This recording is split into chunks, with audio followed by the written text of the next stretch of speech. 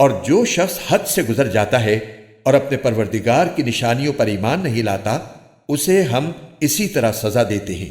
اور آخرت کا عذاب واقعی زیادہ سخت اور زیادہ دیر رہنے والا ہے۔ پھر کیا ان لوگوں کو اس بات نے بھی کوئی ہدایت کا سبق نہیں دیا کہ ان سے پہلے کتنی نسلیں تھیں جنہیں ہم نے ہلاک کر دیا، جن کی بستیوں میں یہ لوگ چلتے پھرتے بھی ہیں؟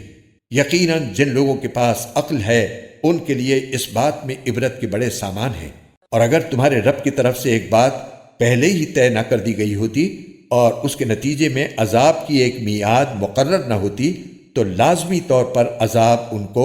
چمٹ چکا ہوتا۔ لہٰذا اے پیغمبر، یہ لوگ جو باتیں کرتے ہیں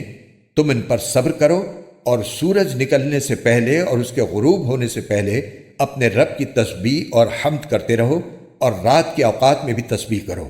اور دن کے کناروں میں بھی، تاکہ تم خوش ہو جاؤ، اور دنیاوی زندگی کی اس بہار کی طرف آنکھیں اٹھا کر بھی نہ دیکھو جو ہم نے ان کافروں میں سے مختلف لوگوں کو